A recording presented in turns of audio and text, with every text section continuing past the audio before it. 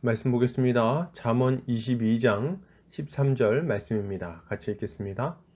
게으른 자는 말하기를 사자가 밖에 있은즉 내가 나가면 거리에서 찢기겠다 하느니라. 아멘. 잠언 22장 13절 사자를 핑계대는 게으름이라는 제목으로 말씀 보도록 하겠습니다. 신자는 해야 할 일을 뒤로 미루지 않고 성실하게 감당하려고 노력합니다. 왜요? 게으름은 인생을 낭비하게 만들고 성실함과 부지런함은 선한 열매를 맺게 한다는 것을 잘 알기 때문입니다. 오늘 본문을 통해서 이에 대해 함께 살펴보도록 하겠습니다. 오늘 잠언 기자는 게으른 자는 말하기를 사자가 밖에 있은즉 내가 나가면 거리에서 찢기겠다 한다고 말합니다. 이것을 타번역본에서는 게으름뱅이는 밖에 사자가 있으니 내가 거리에서 죽임 당할 것 같다 라고 한다 라고 번역하고 있습니다. 본문은 게으른 자가 자주 하는 말을 인용해서 그의 생각과 마음을 표현하고 있는데 밖에 나가는 것을 사자를 만나는 일처럼 여긴다는 것을 알려주고 있습니다. 이것은 신자가 게으른 삶을 살지 않기 위해 주의해야 할 마음가짐이 무엇인지를 잘 교훈하고 있는 말씀이라고 할 수 있겠습니다.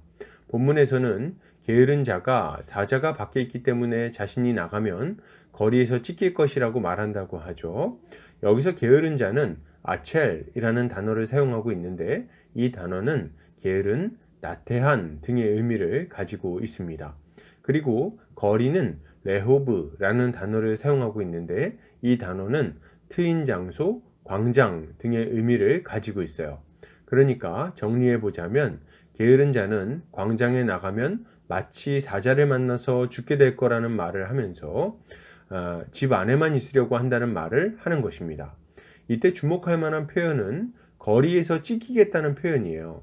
이것은 우리에게 게으른 자의 마음을 알려주는데 먼저 거리라는 표현을 일하는 곳으로 가는 길이나 장소라고 할 때 게으른 자가 일을 하기 위해 밖으로 나가는 것을 사자를 만나는 것만큼이나 싫어한다는 것을 알려줍니다. 다른 말로 하면 죽을 만큼 싫어한다는 거죠. 그런데 거리라는 표현은 이것이 얼마나 말도 안 되는 핑계인지도 동시에 보여줍니다. 사자는 원래 어디 삽니까? 성 밖에 있는 숲에 삽니다. 사자가 사람이 살고 있는 광장까지 내려올 일은 없는 거라고 봐야 되는 거예요. 그런데 지금 게으른 자는 광장 사거리에 사자가 내려와 있기 때문에 나가면 죽는다고 핑계를 대고 있다는 거죠. 아니 무슨 사자가 내려왔다는 소식을 듣고 말하는 걸까요? 아닙니다. 이 게으른 자는 그냥 자기가 생각할 때 그런 일이 있을 수도 있다고 말하고 있는 것입니다. 이것은 게으른 자들이 게으름을 피울 때 보이는 모습을 아주 잘 보여주고 있습니다. 게으른 자들은 밖으로 나가는 것을 싫어합니다. 그는 일해야 할 것 같은 순간이 오면 속으로 온갖 핑계를 대면서 그 일을 회피하죠. 밖에 나가면 추워서 감기 들릴지 몰라. 날 좀 따뜻해지면 나가야지. 지금 코로나가 유행하고 있는데 코로나 걸리면 어떡해? 좀 잠잠해지면 나가야지. 아이고 알바 해봐야 시급 얼마나 한다고. 나중에 돈 좀 많이 주는 데서 일해야지. 괜히 급하게 취직했다가 다단계 같은 데 들어가게 되면 어떡해. 천천히 잘 알아보고 들어가야지. 참 말도 많고 탈도 많습니다. 그래서 결론은 뭡니까? 지금 말고 나중에 해야겠다. 이게 그들의 결론인 거예요. 이들은 스스로가 합리적이고 조심성 있으며 지혜롭다고 생각합니다. 그러나 과연 그렇습니까? 이것은 일하기 싫은 마음과 자신의 게으름을 여러 가지 핑곗거리를 대면서 합리화시키는 것에 불과한 거예요. 여러분, 이들이 하는 말은 얼마나 어리석은 말입니까? 이들이 걱정하는 것들과 고민하는 것들은 대부분 일어나지 않을 일들입니다. 혹은 여러 가지 방법으로 해결할 수 있는 문제들이죠. 추우면 따뜻하게 입으면 됩니다. 코로나가 유행하면 마스크를 잘 쓰고 위생에 주의하면서 일하면 되죠. 시급이 적다면 일하다가 더 좋은 직장을 알아봐서 옮기면 될 문제입니다. 그리고 다단계를 걱정할 것이면 믿을 만한 사람에게 일자리를 추천받거나 잘 알아보고 들어가면 되는 거죠. 이러저러한 문제들은 해결하려고 하면 얼마든지 해결할 수 있는 문제들이라는 거예요. 이런 핑계를 대면서 할 일을 뒤로 미루는 자들은 좋은 기회가 와도 또 다른 핑계거리를 찾을 것입니다. 그 결과는 뭡니까? 이들은 일해야 할 좋은 시기를 놓치고 인생을 낭비하며 빈곤한 삶을 살게 되는 거예요. 그러므로 여러분, 이것을 생각할 때 신자가 가져야 할 마땅한 모습은 무엇입니까? 우리는 해야 할 일이 있을 때 핑계를 대면서 뒤로 미루는 습관을 버려야 되겠습니다.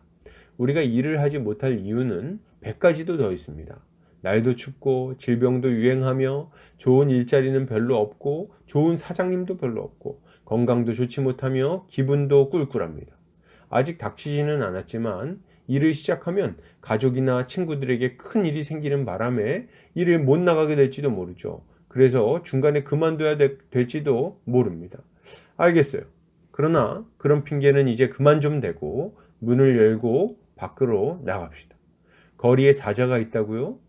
예, 119에 신고를 하든지 112에 신고를 하든지 그것도 아니면 엽사를 부르면 되는 것 아니겠습니까? 이것은 주의 일을 할 때도 마찬가지입니다. 우리는 아직 일어나지 않은 일들을 핑계대면서 주를 위한 헌신을 뒤로 미루지 않아야 됩니다. 열심히 일하다가 시험 들면 어떡하지? 내가 일을 맡았는데 사정이 생겨서 중간에 못하게 되면 어떻게 하지? 혹은 내가 이 일을 하다가 교만해져서 주님께 버림받으면 어떻게 하지? 참 걱정거리도 많습니다. 그래서 주님은 우리에게 내일 일은 내일 염려하라는 정말 지혜로운 명령을 주셨는지도 모르겠어요. 우리는 내일 일을 염려하는 것을 멈추고 지금 우리 앞에 놓여진 직무를 성실하게 감당해야 되겠습니다. 우리에게는 오늘이 주어져 있을 뿐이에요. 내일은 우리의 것이 아닙니다. 주께서 오늘 밤에 우리의 영혼을 불러 올리실지 어떻게 압니까? 우리는 무의미한 걱정을 멈추고 내일 일에 대한 염려도 버리고 오늘 맡겨진 주님의 일에 충성스럽게 임해야 할 것입니다. 문제가 있습니까?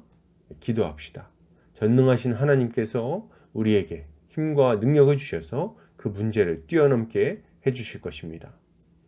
결론을 드립니다. 여러분, 해야 할 일을 뒤로 미루지 맙시다. 어리석은 핑계를 멈추고 해야 할 일을 성실하게 감당합시다. 이렇게 할 때 우리는 주님이 주시는 능력으로 직무를 감당하며 풍성한 복을 누릴 수 있을 것입니다. 오늘도 주님의 지혜로 승리하는 하루 되시기를 주의 이름으로 축복합니다.